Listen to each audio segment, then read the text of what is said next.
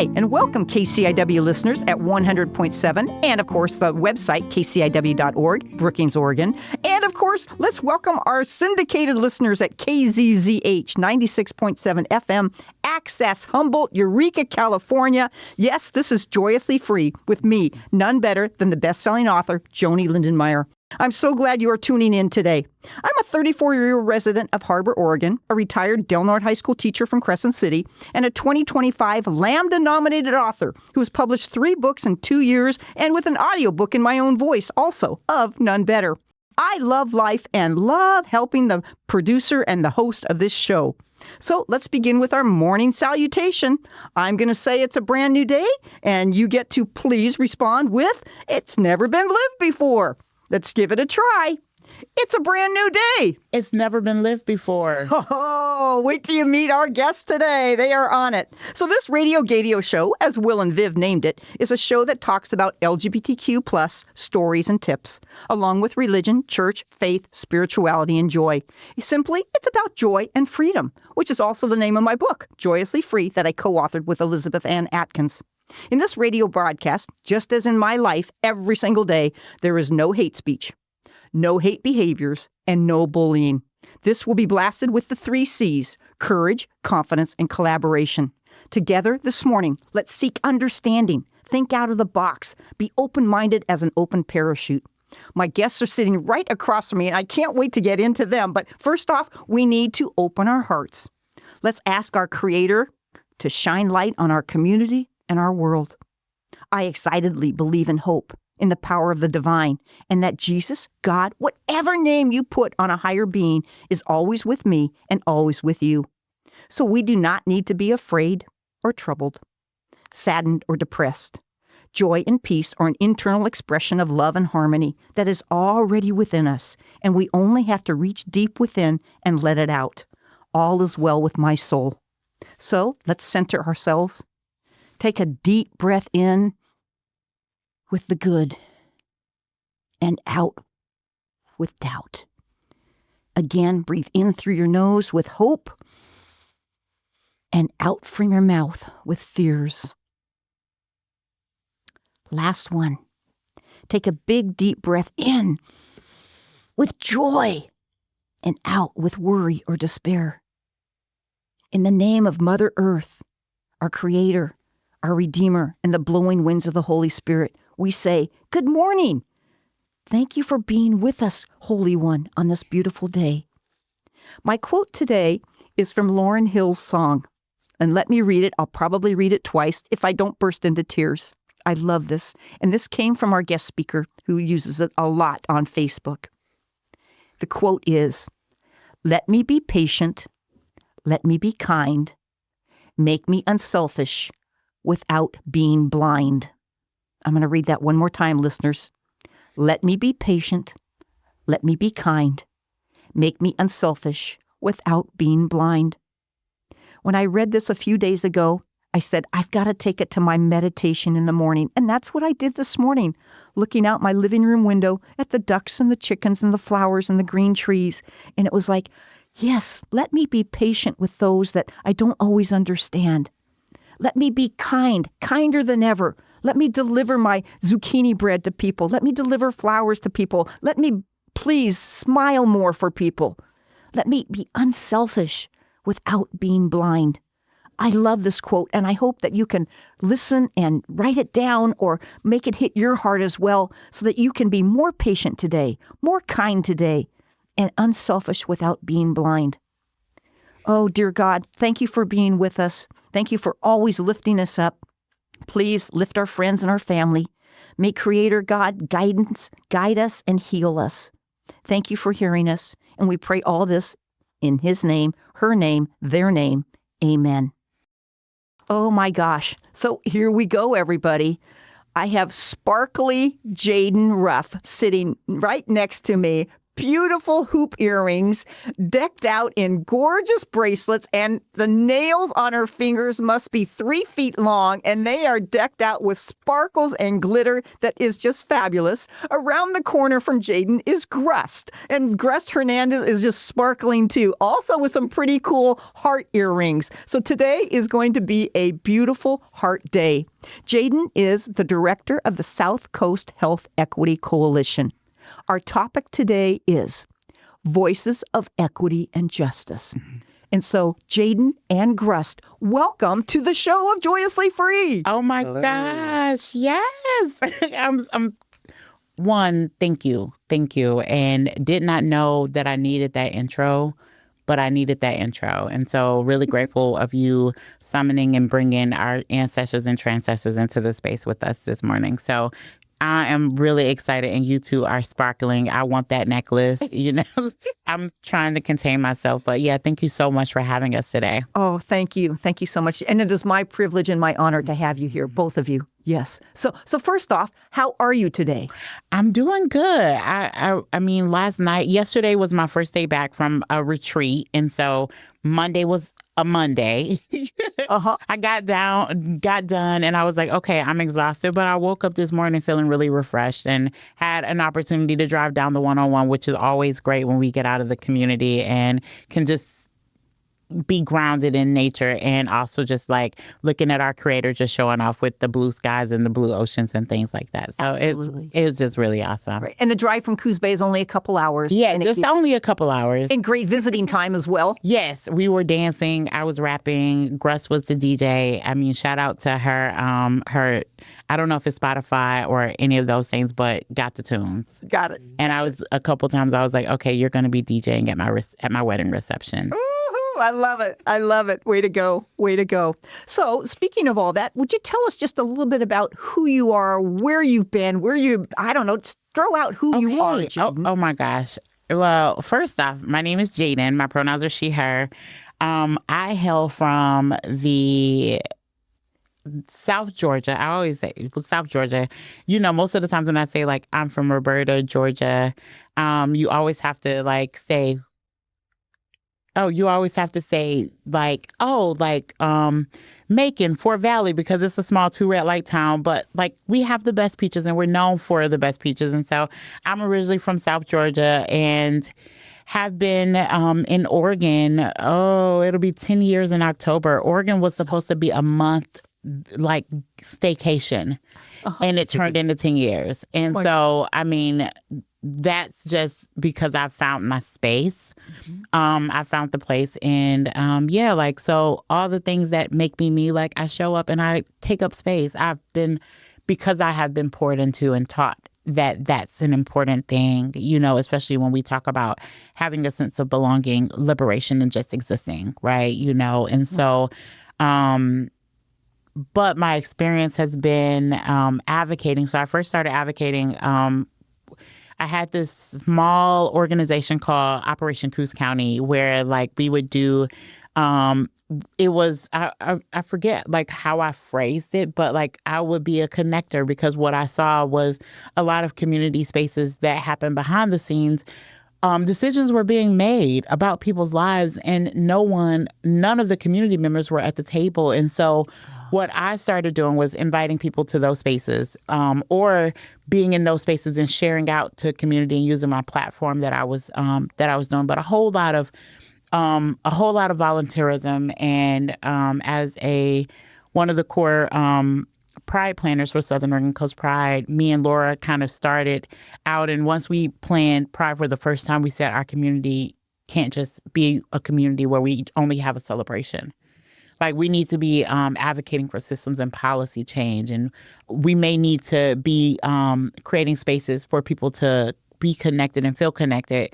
And so that really was the catalyst for the work that I do today as the director of the one of 9 regional health equity coalitions across the state of Oregon. Southern Oregon Coast Pride, not Southern Oregon Coast Pride, but South Coast Health Equity comes in, and we do that deep community work. I mean, talk about accountability, talk about just showing up in community and asking community, how would you like us to show up? and being very invested in just continuing to show up, with no expectations and really leaning into our deep relationships that we have with community. And so from there, we are an organization that leads Juneteenth plannings across our region. Would you explain that for people that don't know what that is? Yeah, so Juneteenth, we always say that it's a family reunion because we know that due to displacement from slavery, family reunions were a way to advertise, but also connect with family that you possibly had lost. And so Juneteenth signifies when the Emancipation Proclamation was made. We know today that it did not free all of the slaves. And so Juneteenth celebration, June 19th, signifies when Union soldiers came down to Texas in Galveston and said, these folks are free, And so it's a really, and from there, it was a really, it signifies the hardship that African Americans and Black African Americans have experienced, but also the joy that has kept us going, And so when we think about liberation, we also get to provide context around whose liberation. Yeah. And, we can't talk about liberation without having the historical context. So a part of our work is really doing that deep truth telling where we have to talk about the things, and in doing that, it really deepens our accountability to the community that we serve. So having Juneteenth, and most people will be like, what's the point of having Juneteenth in Oregon? Oregon has a history of exclusionary, right? And so when we think about not just exclusionary laws, but Coos Bay specifically has the only documented lynching of a person, and his name is Mr. Alonzo Tucker. And what our work is not just making the way that he died his life story. This person was a boxer. He was a business owner. He was a friend. He was a cousin. He was a brother. And we humanize. And so we've been doing that deep work in Coos Bay. And when we started the Equity Coalition, it was well, if we have it in Coos, we need to have it in Brookings and Curry. And so, but I know one of the things that we know is Curry is going to take care of Curry. Yes. What I know to be true is because they experience people saying, well, we serve Curry and we serve Coos, and then you don't really see them actually serving Curry. Right. And so our communities were no, we need you to show up, And I remember when I was, I used to facilitate a space with some community partners, and maybe close to 8 months in, they came in there and things were happening in community, and they came in and they said, girl, can you close that laptop? And I turned off the Zoom, I closed the laptop, and we had real conversations. Yeah. And when they all left, I was like, what a privilege to be trusted. Absolutely. And to look somebody in the eye and listen before you're speaking, basic manners as well. But that opens up that you're important. You're an important person. Yes. And so it reinforces the accountability thing. And so right now, we have Black student unions in Marshall High School and in Brookings Harbor High School.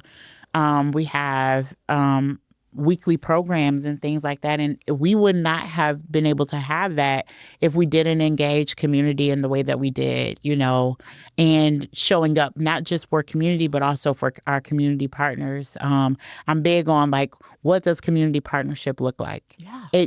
Every person that I work with needs something different. And so we like to throw a blanket term on it, but our work as practitioners is to be, wait, what do we actually need? Because every relationship, every person needs different things. And so when we think about how to advance equity, and health equity is not just what happens in the hospital or what happens in policy and systems. If I am not feeling seen or feel safe in my community, how will I even feel safe going into the doctor or having them listen to me, right? And so it's both and. It's not a period, it's a comma and then something else and then a comma. And so when we start looking at how to weave together the social determinants of health and like how we show up in our communities and what they need. Like we always say, like, we don't just advocate for community, like we advocate with, alongside, and is really just like, I love the quote because Maya Angelou says, I come as one, but I come as 10,000. You know, like I'm bringing all of them in spaces that we take up and say, well, our community is experiencing this. They've told us this. Yeah. You know, and trusting that community wisdom. And so it's been really cool. And I want to just send it over, like if Grust wants to. Let me ask a question, and maybe it's going to go with Grust there. Mm-hmm. So your lived experiences and our ancestors and our parents, grandparents, siblings, cousins, all help us to be who we are. Mm. Grust, where are you from, and how long have you been in Oregon, and what's your part in this community partnership? I've been in Oregon for about over a year now, and I came before I was here. I was in Colorado, and I came to Oregon, and I had really no plans for anything, and I started showing up to one of the programs, and that's how I got involved in like everything. And I've just adored Oregon ever since. And the people then. Yes, so much. People. Right. Yeah. And so I had attended one of the programs for our Queers and Ally group that we have. And now that's currently like one of the programs that I help facilitate. And so I show up every Thursday and I kind of lead that group. Awesome. And so it's been such an experience, like going from like just attending to running the things. Mm-hmm. Mm-hmm. Well, and thank goodness we have it. And it's thank goodness to what you all do that makes it available for anybody who wants to come. Mm-hmm. And it's an open door. Talk about a seat at the table. Oh my gosh. You know, what do you enjoy the most about being a part of that? Just being community, having people show up and giving them a place. Because so often I hear like people don't have anywhere and they don't really, you know, there's not really many spaces. Like my best friend, that was like one of like the only times she would leave the house was to attend that group. Mm-hmm. And so just giving her that space is it has been like life-saving. And liberating. Mm-hmm. And liberating. And I heard Jayden mention that word several times today. Liberating, equity, justice. You know, going back to that, I know that you're also from Detroit and you have connections there. Mm-hmm. From a big city to small rural Oregon. Do you see any difference in liberation or equity or justice? Ooh, I mean, I think, we come from people that have had to be creative. I think sometimes like that is missed in the social justice and things and all of the stuff is like we have had to be creative people and oftentimes making something out of nothing or creating spaces and third spaces where, it first starts with us and then it's like, oh my gosh, like I'm not the only person that needed this space as well. And so, yeah, I've had experiences from Georgia to Detroit and yeah, like it is way different because when I lived so I'm originally from rural community, then we moved to the city. Whether it was in rural community or whether it was in the city, when I was looking for affirmations to affirm who I was, I did not have access, right? And so I think sometimes when we think about like what the big city can provide, like sometimes like when I came out, I was the only person in my class. And luckily, like I had my best friend at the time had just came out. And so, but then like when they moved, I was the only person, and we didn't have like, what would it have, and I think like that was the thing too of like when I first came to Oregon, I had been a part of like, I was a gay mom, I had gay kids, and I was a part of like the Atlanta gay scene and things like that. And so I had community. When I came to Coos Bay, I was like, first off, where are the Black people? And then also like, where are like the LGBTQ, like where are my people, where are my community? Right. And I remember seeing on Facebook there was a like a flyer floating around, and I was like, okay, like there's like an adult like link up, and it was a barbecue, and I missed the barbecue, and then I was like, well, I saw a flyer where it was like, well, we'll be at this church basement. We always in a church basement, or like when we're starting when we're finding spaces, but when I walked into the room, it was youth, it was kids. And I don't know, like I paused and I like baby Jayden, like that inner child was like, whoa. And so like, that was one of the things that that hooked me, Q&A, right? Uh-huh. Being in that space, being in also like being of service. So like we were in those spaces where like sometimes youth will be getting their job for the first time. And so we're helping support writing resumes, or they were navigating through systems. And we always used to take the kids up to Portland every year for Pride. And what we found was we were like, how often do we have to leave community in order to find community? And so what would it look like with us flipping that and bringing all the things here? And so whenever I go into communities outside of Coos Bay, outside of Curry, Coos and Curry counties, they're like, wait, y'all have that there? And I'm like, yeah, Right. and because we need them. We know that we're everywhere. Right. And so having those spaces definitely reduces isolation, but it's justice. Right. Like it's justice. And we know that we have had to operate outside of those systems because those systems they were built intentionally structured to keep us outside of, And so what way of liberation to say, I can't be in that space, but I'm going to create my own. Right. We're going to create our own. Yeah. I love what you're saying because community is dear to my heart. From sports to joining the convent, which is a community. Yes. And then when you come out to yourself and then you come out to other people and you find your tribe, you find your people, you find your community, that is so joyously free. And I can totally relate. Totally relate. And that joyously free is a big part of that because when you feel comfortable, you feel safe, and you can just be you, there's nothing better. Do you want to comment on that? Yeah, I think that was what Grust said earlier about it being life-saving. Like, I did not know that I could have liberation in the way that I have it today because I had lived life based on the opinions of others and requiring me to get my worth, my value, everything defined. And what it ended up being was everybody around me was happy or looked happy, and I was miserable. I was unhappy, but I just also when we come out, some of the experiences are great. Like mine was not that. It was really traumatic, and I lost a lot of people in a matter of a day, right? And that was the day, one of the days where my world changed. And so being at a point where I was it's either do this, choose you for the very first time in the way that you've never chose it, which choosing you should not even be radical. But it is, right? And so when you talk about joyously free, I remember going into spaces after transitioning and being like, oh my gosh, I'm so nervous to go into the grocery store. Right.